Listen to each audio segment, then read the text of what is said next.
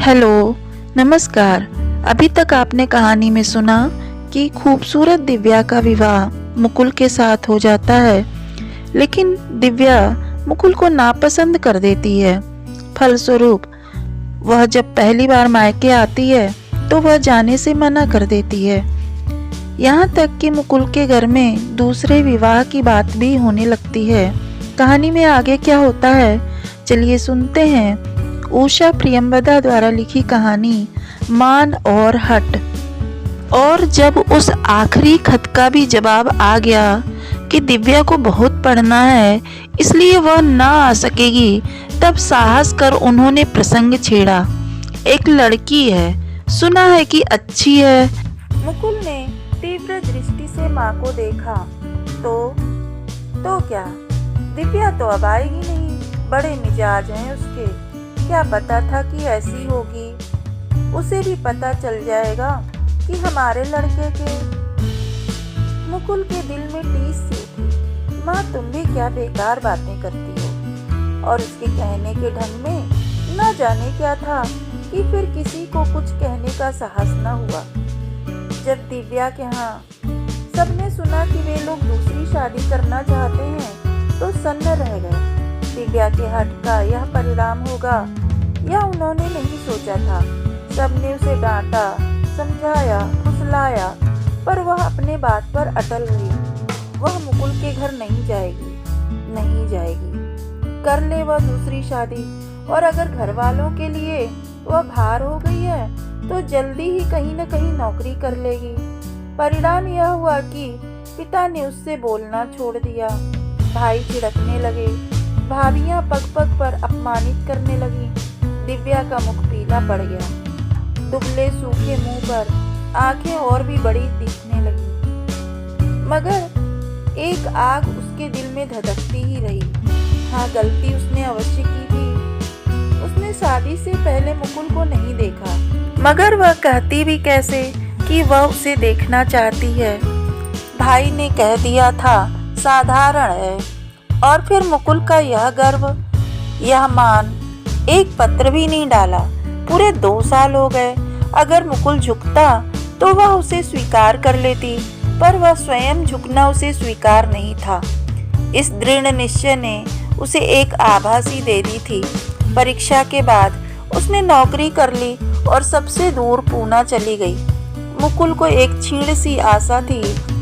दिव्या के पूना जाने से वह भी टूट गई। उसे विश्वास हो गया कि दिव्या ने उससे नाता तोड़ लिया, शायद सदा के लिए। एक दिन दिव्या को एक निमंत्रण पत्र मिला, मुकुल के विवाह का।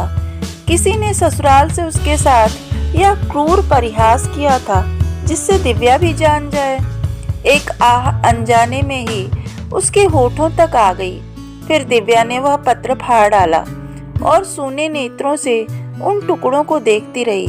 मंगल घट पर रखा हुआ नारियल, फूल मालाओं से लिपटे 2 हाथ, किसी और नारी का भविष्य मुकुल के साथ बंध रहा था।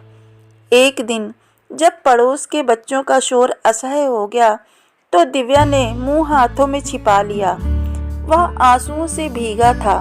वह रोज देखती थी कि उस घर की पत्नी प्रसन्न मुख से पति के साथ उसे बाहर तक पहुंचाने जाती है, फिर बच्चों का मुख चूम कर स्कूल भेजती है, और छोटे बच्चों के मधुर कलरव से घर गूंजता रहता है। अगर कभी दिव्या से मिलने आती है तो नन्हा शिशु उसके कमरे में तूफान मचा देता है, मेज पोश खींच कर फेंक देता है, स्याही की दावत लुढ़का देता है, फूलदान में से फूल निकालकर सारे कमरे में बिखरा देता है, और माँ के डांटने पर शरारत से हंस देता है।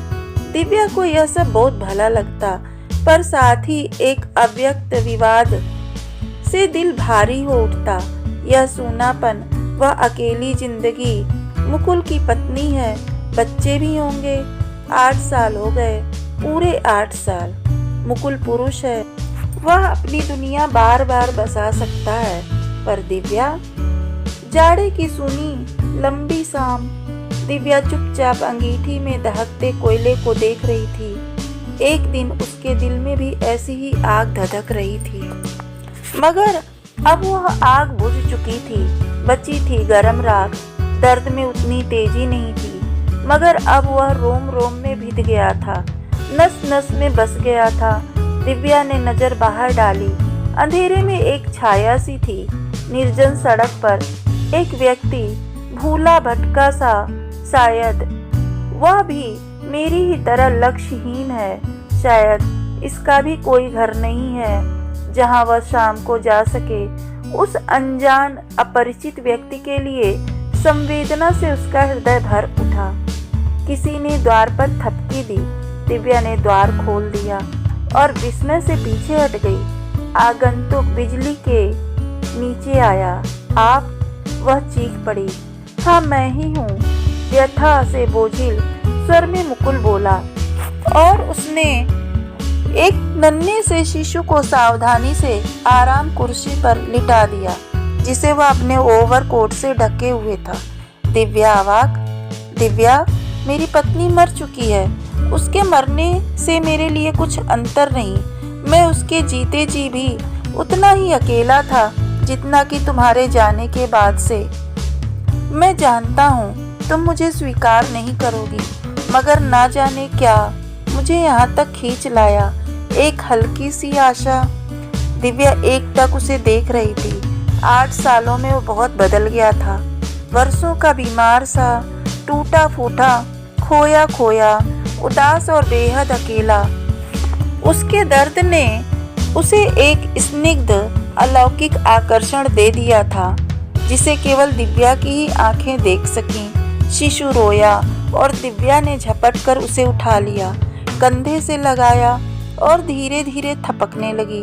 दिल में ना जाने कैसा सा लगा कि आंखों से आंसू निकल पड़े। तो ये थी कहानी मान और हट, जिसे लिखा था उषा प्रियमवदा ने।